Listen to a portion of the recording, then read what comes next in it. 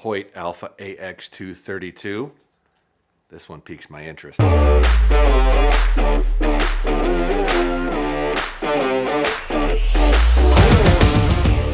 welcome back to the YouTube channel. MFJJ here with PodiumArcher.com, looking at the Hoyt Alpha AX-2 32. Yes, I know that's a mouthful. I'm sorry. I wish they would simplify this stuff, but hey, it is what it is.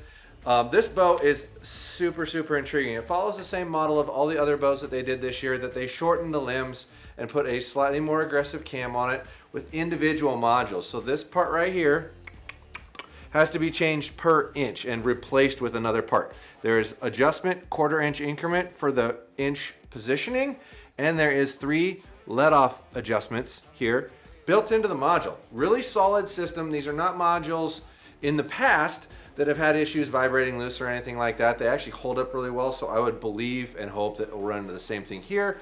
And there is 2 screws that lock it in and a pin that also holds it in too. So like I said, I'll be really shocked if this isn't a really solid system, even though it is a new cam.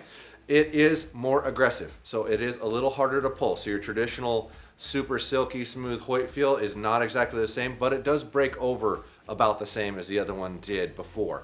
There is no cheat here. There is no secret formula. There's no fictional character that would create a bow that would shoot super fast and not pull hard. So be aware of that. If you're going to go to a more aggressive bow or a faster bow, it's going to pull harder.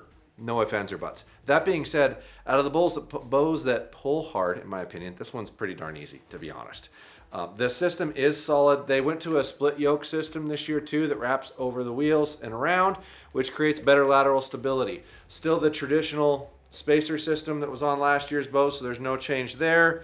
We've got a way more skeletonized riser than the previous model, and I want to say the riser length's the same, but the bow is almost an inch shorter axle to axle. That's how much more the limbs are laid over. Same grip as before, full integration, pick mount, front mount, rear mount, go stick, limb, legs, quiver systems, like tons and tons of features packed into this bow. But let's see what our measurements are. So axle to axle is technically 32 5/16. Brace height 6.5 inches. Physical weight 4.5. That is the best specs I have seen a Hoyt bow of this size do. Like, that's super impressive. I'm really anxious to see if it'll do it. It would be the best I've ever seen. So peak weights: 50-pound peak, 60-pound peak, 65-pound peak, 70-pound peak, 75-pound peak, and 80-pound peak. That's a mouthful. 26 to 31 inch draw length, 336 foot per second published speed, and a price of $15.49 retail or $14.49 MAP or minimum advertised price. This is typically going to be the going rate price in your shop, but the retail price is $100 higher than that. So let's measure this sucker and see if we get some comparables. All right, so I'm going from the left side of the screw to the left side of the screw, and that measures 32 and looks like 5/8, I would say. Is that about right? Yeah, that says 5/16. Okay, so we're going to triple check and make sure that we have the right number written down, because that's a lot off and they're not normally off. So this is 32 5/8 actual measurement. We're going to get our riser length now, pivot point to pivot point, and that's 29.5 inches of riser length. And these are just numbers I like to add here so you have more of reference. They're not numbers the manufacturer points out. Brace height of 6.5, and isn't that convenient? Oh, look at that. I can fit a 6.5 inch tape in there. That's nice. Honestly, it's probably higher than that. I can move it around. So I'd say it's 6 5/8, which it sucks that I have to kind of mark a manufacturer down for giving me a better brace height, but it's technically not 6.5. Physical weight and draw length, we will check those here over in the scale. 4.7 either way is 4.5 pounds without the rest. So that's spot on the physical weight. Let's check the actual draw length and the draw weight and the load point. 70.1. Okay, so it looks like, from what I can tell, it's about 30.25 to 30 3/8 on the long side of what it should be at 30 inches. So run a little long. All right, so it looks like the loadout point's about 33 inches, and the reflex geometry, I forgot to measure that before. Reflex geometry is, looks like about 1 3/4 reflex. All right, let's fire some arrows out of this and see how fast it is. She's gonna be quick. All right, these are our first shots out of the AX-2 32 at 70 pounds, 30 inches with 350 grain arrows. See how this little sucker does. like I said, it does stack up more than a Hoyt traditionally does, this new cam system, but it is not bad. It's not hard to pull. It's not hard to get back. And the breakover is really still very gentle. 328.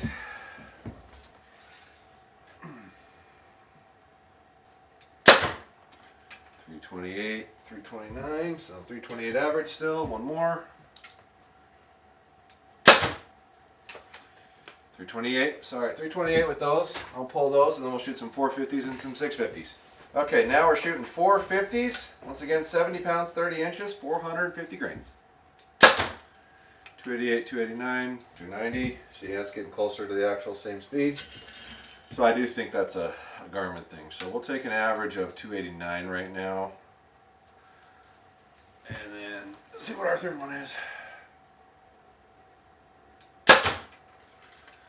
290, 290. All right. Well, I'd say we'll give you a 290 average on that one. Write it down. 90, and then I'll shoot the 650s. 245, 245. So definitely run a 245 average. Shoot one more, and then we'll change this to 28.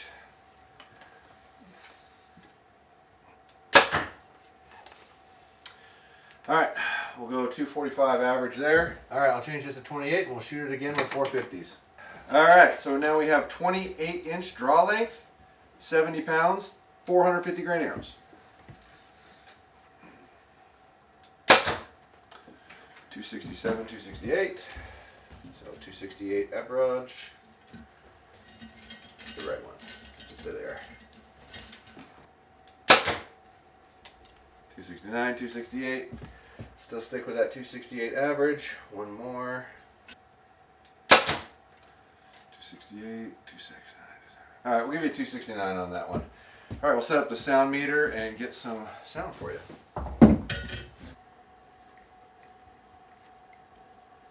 Okay.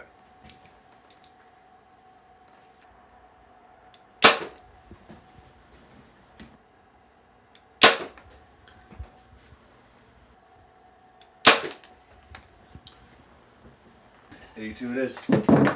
All right, looks like we got an 82 level for our sound.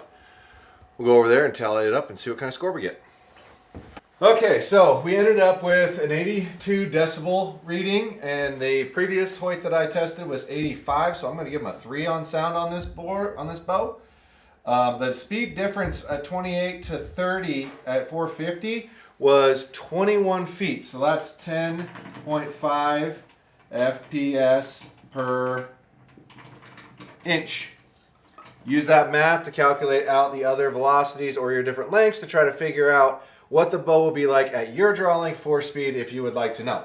All right, so let's measure some of this stuff out, get some numbers going. Speed is 328. Now they're saying 336. That's within 8. And if you followed me in the past, I have said, hey, if you're within 10, you're not lying, because that is variation that you can come up with. But our speed is based off of that. So 328 is going to put you at a 10 for speed. Physical weight, the bow weighed 4.5 on the nose. So we're going to give you a 5 for weight. Tunability. I'm going to preface this again, and I'll probably say this in every Hoyt video I do.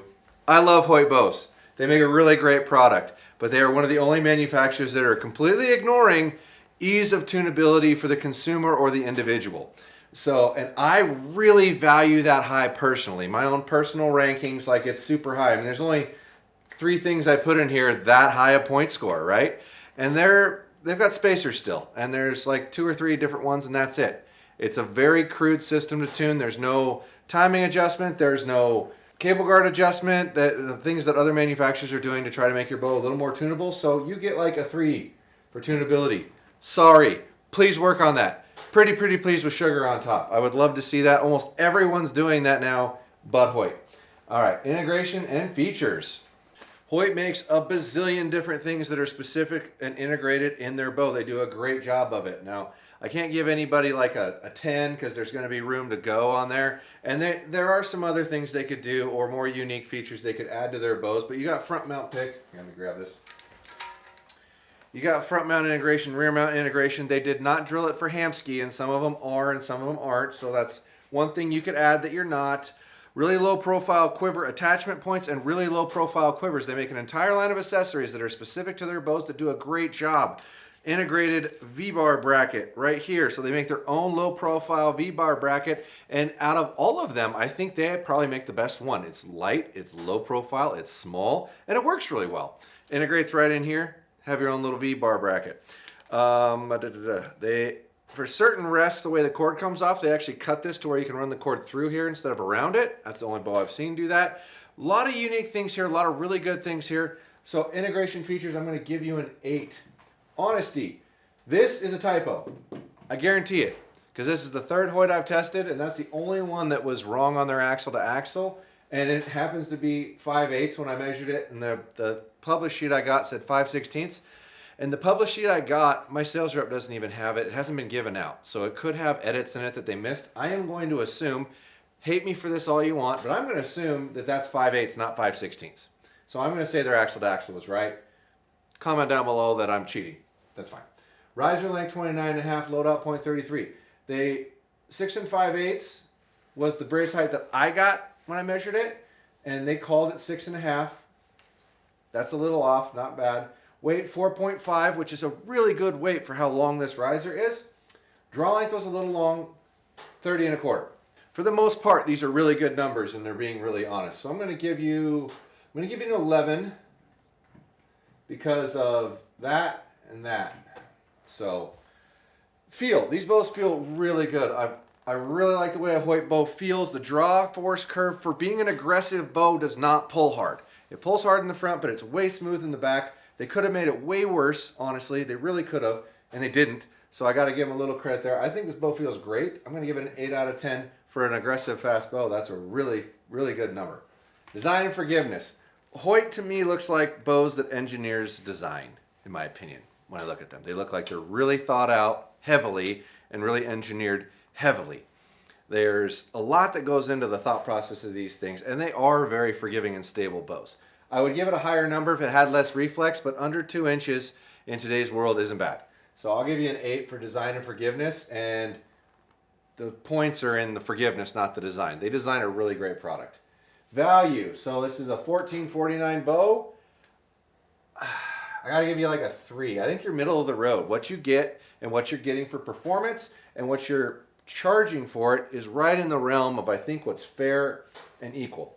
Bows priced fair for what you're getting. That's about the best way I can put it. Appeal and quality.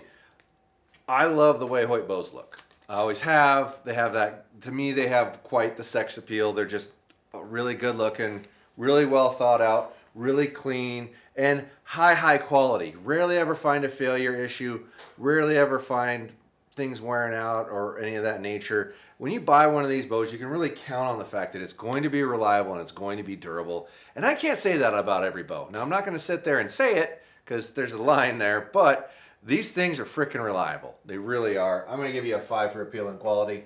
Let's see how many points we get. 10, 15, 18, 26, 27, 37, 39, 40, 45, 53, 56, 59, 64.